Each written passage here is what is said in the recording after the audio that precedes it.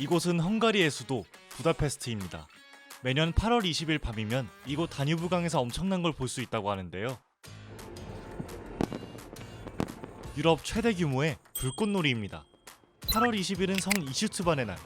헝가리의 국경일이라 이렇게 성대한 불꽃놀이를 열곤 하죠. 멋있다. 자, 그런데 올해 행사는 8월 20일이 아니라 일주일 뒤인 27일에 열렸습니다. 행사를 일주일 미룬 건데 헝가리 기상청이 행사 당일 부다페스트에 폭풍우가 올 것이라 예보했기 때문이죠. 정부는 기상청의 말을 듣고 행사를 일주일 뒤인 27일로 미루게 됩니다. 그런데 8월 20일 당일, 그리고 아무 일도 없었다. 부다페스트의 날씨는 평온했죠. Meglepett, hogy elhalasztották, mivel akkor nem esett egy csepp eső se. 어느 나라든 기상청이 틀리면 욕먹는 건 마찬가지. 헝가리 기상청도 당연히 비난받았는데요. 기상청은 다음날 가장 가능성이 낮은 결과가 발생했다. 불행하게도 불확실성은 일기예보의 일부이며 불편을 드려 죄송하다며 사과문을 올렸죠. 아무튼 그렇게 기상청의 실수와 사과로 일이 마무리되나 했는데 사과문을 올린 다음날 기상청장과 부청장이 갑자기 해고됩니다. 열심히 일하던 사람들을 난데없이 해고해버린 헝가리 정부의 결정에 국민들도 당황스럽다는 반응을 보이고 있죠.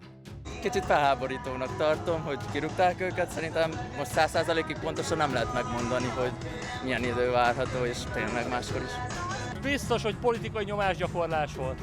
Tulajdonképpen jön egy szél és elviszi a felhőt erre vagy arra. 기상청 고위 관계자들도 화가 났는지 성명을 발표하는데요. 이번 해고는 기상청에 대한 정치적 압력이다라면서 해고된 관계자들의 복직을 촉구했죠. 다소 황당한 이번 사건에 국민들과 기상청이 정치적 압력이라고 주장하고 있는 건 이 인물 때문입니다. 오르반 빅토르 헝가리 총리죠. 기상청 고위 관계자 해임했다고 나오는데 솔직히 놀라진 않았어요. 이런 사건들이 이전에도 있었거든요. 2010년부터 재임 중인 오르반 빅토르 총리는 유럽에서 손꼽히는 극우 인사입니다. 주옥 같은 말과 행보로 뉴스에 오르곤 하는데 최근엔 엄청난 인종차별 발언을 남겼고 EU와 나토에 속해 있지만 푸틴과 친하게 지내며 칠러, 친중 행보를 밟고 있죠. 분명 민주국가의 총리지만 여러 행보로 독재자라는 얘기도 듣고 있습니다.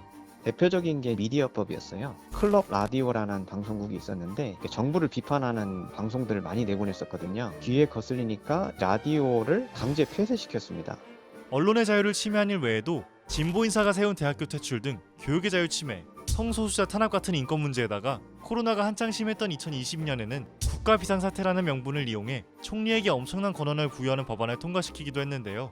이 법안은 히틀러가 독일을 장악했던 1933년의 수권법과 다를 바 없다며 유럽연합과 미국 등의 거센 비판을 받았고 결국 폐지하게 됐죠. 오르반 총리의 그동안 행적을 생각했을 때 이번 기상청장 해고 사건도 정치적 압력으로 보일 수밖에 없는 겁니다. 제가 봤을 땐 고위 관계자들이 오르반 정부에 비판하는 입장을 취해왔고 그래서 늘 거슬렸는데 국민이 기다려왔던 행사에 굉장히 큰 오보를 함으로써 상당한 피해를 봤으니 구실을 찾아서 말 나온 김에 그냥 해임시킨 것 같아요. 이런 상황이다 보니 헝가리는 소련의 영향에서 벗어난 이후 나토와 EU 가입까지 하며 성공적인 민주체제 전환을 이뤄냈다는 평가를 받아왔지만 그런 성공적인 모델이 현재로서는 민주적 태보, 전문적인 용어로는 비자유적 민주주의 체제라고 요즘은 독선적인 행동과 독재적인 경향의 정책을 추구는 하지만 이 사람을 뽑은 건 결국은 국민이었거든요. 그럼 오르반 총리는 어떻게 국민들의 선택을 계속 받는 걸까요? 2010년에 오르반 정당이 국회 의석수의 3분의 2 이상을 차지했습니다. 그때 당시에 집권 여당에 유리하도록 선거법을 개정을 했어요. 두 번째는 오르반이 시민사회조차도 통제합니다. 친정부적인 시민사회 집단을 만들었어요. 그러다 보니까 시민사회 목소리가 제대로 정치권에 전달이 되지가 않죠. 또 하나의 이유는 여당을 견제해야 할 야당의 분열입니다. 오르반이 총리가 되기 전인 2006년 당시 여당이었던 헝가리 사회당이 총선에서 이겼는데 당시 총리의 발언이 문제가 됩니다. 사회복지 재정을 늘리겠고 헝가리를 다시 복귀시키겠다 이렇게 약속을 해서 당선이 된 사람인데 우리는 선거에 이기기 위해서 매일 거짓말했다. 국가 재정은 이미 파탄 상태이고 재정을 유지할 수가 없다 라고 했는데 이 비밀연설이 야당에게 유설이 된 거예요. 이 거짓말이 알려지고 헝가리에서는 엄청난 반정부 시위가 일어나게 됩니다. 이후 2010년 총선에서 오르반 빅토르는 압승하게 됐고 이때 몰락한 헝가리 사회당은 분열해 여전히 회복하지 못하고 있죠. 올해 치러진 총선에서도 여당인 피데스가 압도적으로 승리하며 오르반 총리는 또 한 번 임기를 이어가게 됐습니다.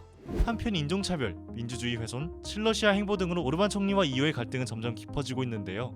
기상청장마저 석연찮게 해임한 오르반 총리. 그가 이끄는 헝가리의 미래는 밤하늘에 쏘아올리는 불꽃만큼 아름다울 수 있을까요? 이번 영상을 만든 PD가 추천하는 영상도 보고 가세요. 스브스 뉴스의 다른 영상을 즐기시려면 구독 버튼을 꼭 눌러주세요.